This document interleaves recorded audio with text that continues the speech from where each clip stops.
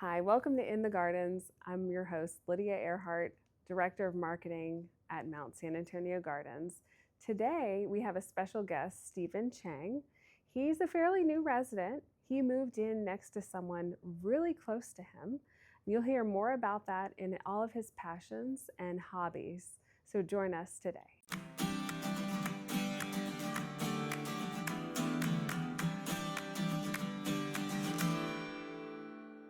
So did you play with airplanes as a kid?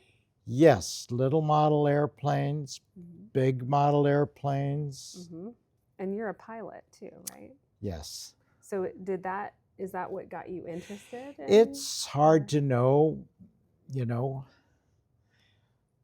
I always thought it was my DNA that just every time an airplane went over, I would look up at the sky and wish I were up there. Oh, wow. As long as I can remember. Yeah, but being a pilot is a hobby of yours, right? That is correct. And when did that hobby start? As soon as I could afford enough money for a flying lesson, which is right there at the end of high school. What's it like being in the cockpit versus driving a car? What do you think the major difference is? There's not too much of a difference. The skill set is, I think, anybody that can drive a car competently can fly an airplane competently. So there's maybe an additional dimension, different rules to follow, but it's not a superhuman skill. Wow. Do you think about whenever you first were solo in the plane? Do you ever think about that moment of driving your first plane and what that was like? I would have to say, when I soloed, it was probably the most important event to happen in my life up till then and since then. Oh, wow. It's just a life-altering experience to realize you're in that airplane all by yourself. You keep looking at the other seat, to make sure the instructor is not there, and it's a remarkable feeling. Absolutely. Tell me a little bit about your career and how you got interested in the eyes and how you became a doctor. I think it dated back to, when you get company, you're a little kid, and they say, "Oh, little Stevie, what do you want to be when you grow up?" And I'd look up and I'd think, "Oh yeah, I'd like to be a fireman." And my dad immediately said, "Wouldn't you like to be a doctor instead?" And I looked at my dad and I said, "Why would I want to be a doctor? I mean, you get to ride on the fire engine and have an exciting time." But that started me thinking, maybe I do want to be a doctor, because he and my mother always pushed me towards, and actually all of us kids, towards being, professionals. But once I graduated from medical school and did my internship, I went into OBGYN residency. Why?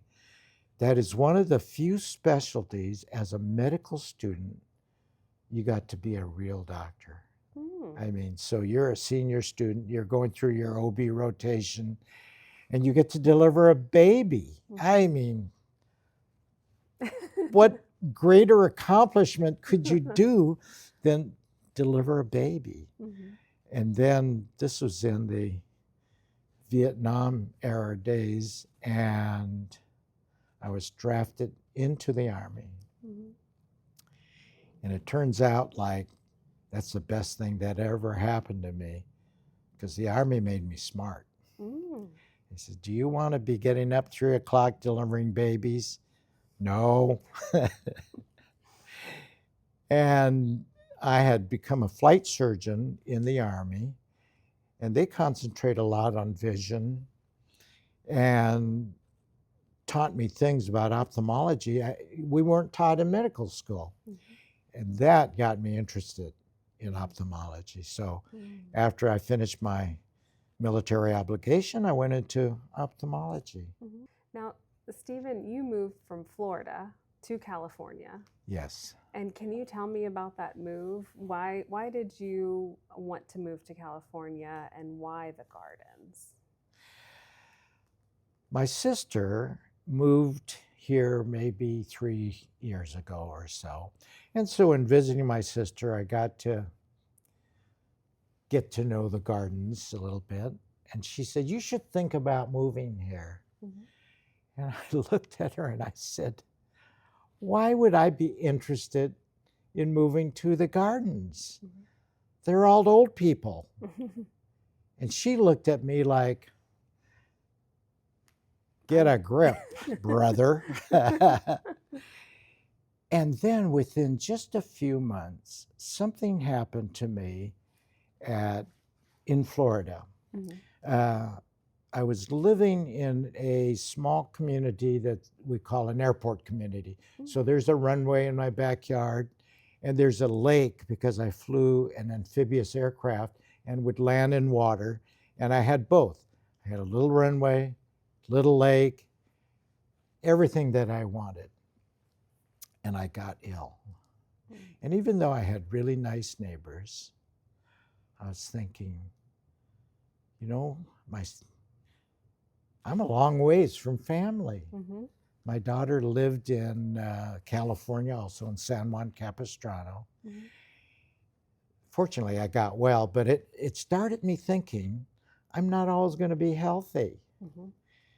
And so the concept of a CCRC, what does that stand for? Continuous Care Retirement Community. Retirement Community appealed to me, but not until then. You know, it just took a little wake-up call, and I said, boy, if I experience any more of that, I'm going to wish I was over there. And so I applied, and I think within just a few weeks of applying, a place became available, and I said, that's where I want to be. Oh, by the way, can I bring my dogs? And they said yes, and I was driving across the country with my dogs. And the biggest thing that I think is really, really neat is that the gardens take socialization very seriously for an aging population. And I had read about this, you know, socialization is more important than diet. It's more important than exercise. It's what keeps us from getting old in the worst way, you know, that we think about. And the dining room is my prime example of how the gardens does it. I look forward. It's like going on a cruise, right? And every meal you get to meet somebody different. That's what it's like here. What's the conversation like in the dining room? Because a lot of people think, you know, like you thought, I'm moving in with the old people. What is my life going to look like? But what are the conversations like in the dining room? First of all, I think we have perhaps an unusual population here. They're all, not all, because I'm an exception, but most of them are highly accomplished people. They're professional, they're teachers, they're professors, they're heads of corporations, they're doctors, and they all have a story to tell. And I think a lot of people think that moving into the gardens, it kind of takes away from your independence. Have you experienced any taking away independence, or do you feel like you've gained more independence living at the gardens, knowing that you have a plan in place? I don't think independence is stymied in any way. Get your own car. If you don't want a car, they provide transportation, which gives you independence of sorts. but I drive myself anywhere. I take vacations. I do trips. I do everything that I used to do. The only thing that I can say is a real plus is I get 3 wonderful meals a day. Mhm. So I used to depend on Subway, Wendy's, and McDonald's. And the only vegetables I ate were the French fries. And it's different here. Now I got a great diet. Mhm. Balanced meals, right? Have you tried Chef Bob's gazpacho? No. Oh, it's like the best. Yeah. One last question, too, and you've been so generous with your time. I appreciate it. Um, what has been the most surprising thing to you about making this transition in your life? Because it is a big transition to make. So, what has been the most surprising thing to you? Maybe about the gardens or the transition? I think it surprises me that I don't miss some activities that I thought were so important in my life.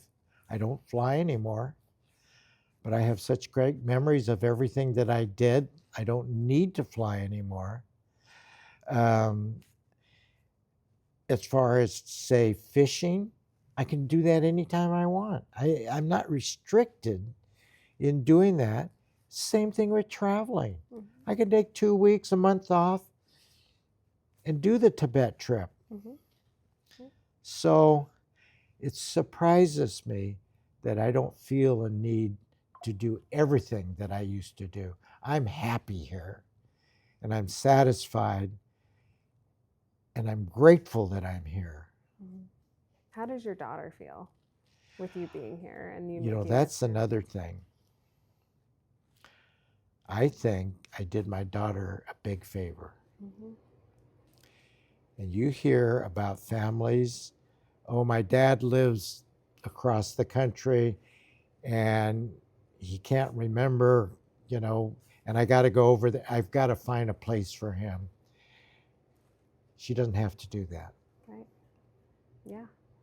You took it upon yourself, you and made the empowered decision to move before you needed it, before putting her in that position to scramble and find a place for you. Well, I always thought when it's time to have additional help, I won't know it. Mm-hmm. So I better do it now. And maybe I did it too late and don't know it. But I am grateful and I'm thankful Mhm. that there is such a place and I got to move here.